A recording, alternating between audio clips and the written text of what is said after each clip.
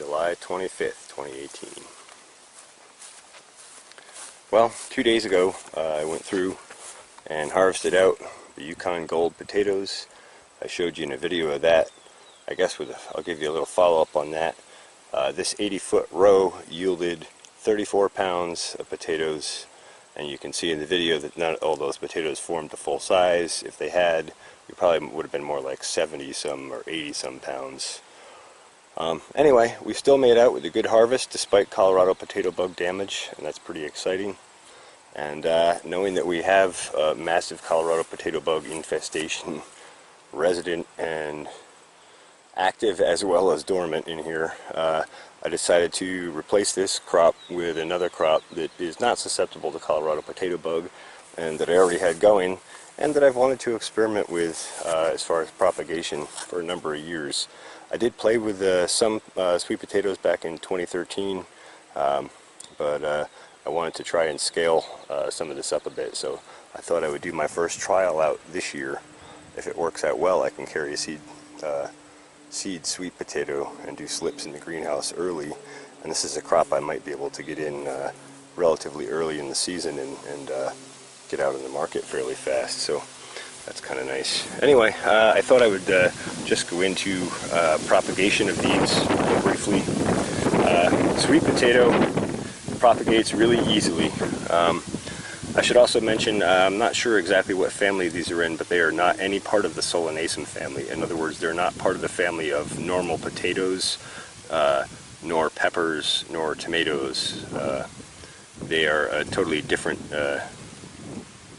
genus, I believe it is. Anyway, so that said, don't confuse them with regular potatoes. They're nothing like them. These are Beauregard sweet potatoes. I bought 12 of these, 12? Maybe it was 20. 20 slips. Somewhere between 12 and 20 slips at Agway back in, I think it was early June. And I just put them in here kind of as an experiment. Put some good mulch down on them. It was a struggle early season with how dry it's been to keep them watered, but I made a point of coming over and spot watered them in addition to the drip irrigation on occasion, just to give them the boost. They've had foliar feeds every time I've done the peppers or tomatoes or whatever. I've made sure that these guys got a shot too.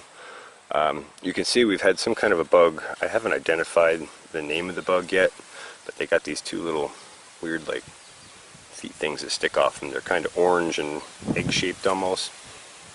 I don't know, maybe I'll find one in here as I'm doing this video.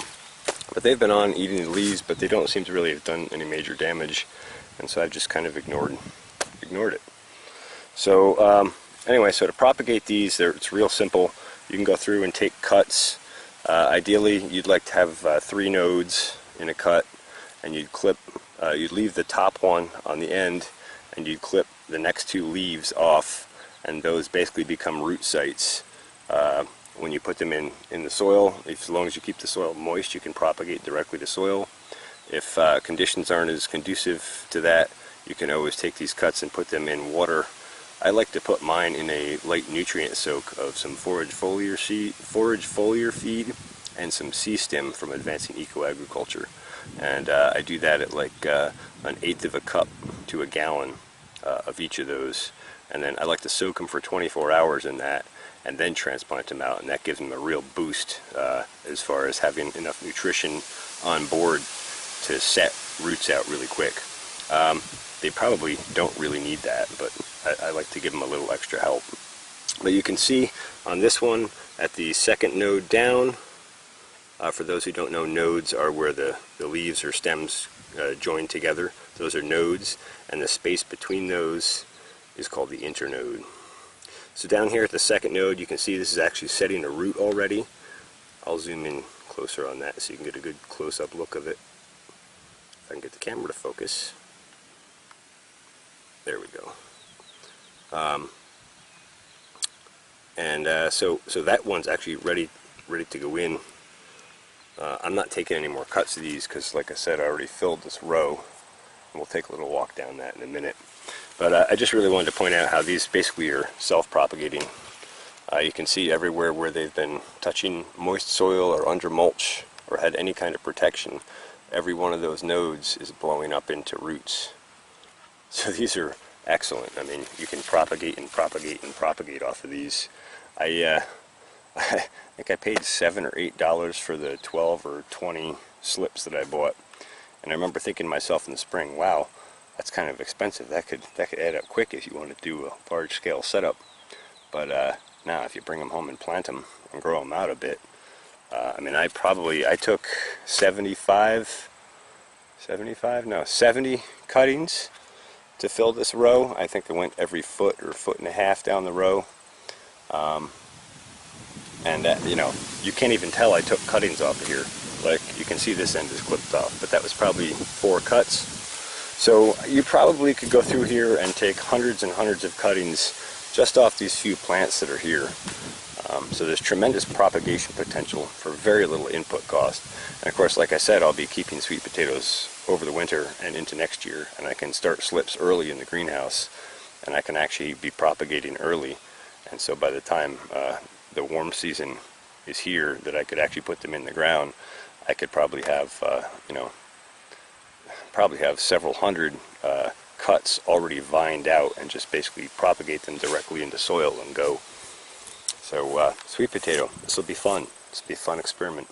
We'll have to get the learning curve up on the new crop. I'm not super familiar with growing sweet potatoes, so this would be a good crop for me to dial in on. Anyway, so you can see, like even this one, this was just one leaf the other day when I took the cut. It's already thrown out 2 new leaf shoot sets. I did go back after planting and put down a little bit of C-stem on these just to help encourage root growth and get them established quickly. Yesterday afternoon, it was supposed to rain all day yesterday, and it didn't. We actually had quite a bit of sun out yesterday, and yesterday afternoon when I came out here, they were all looking a little bit wilted in the sun. But they perked right back when the sun went down, and with a little bit of rain we had overnight and today, they're really perking up and looking happy. So I don't know, I hope you find this interesting, intriguing, or informative. If you have any questions or comments, please do so down below. And don't forget to like and subscribe if you like or want to subscribe. Thanks for watching the Pharmacy Seeds Network.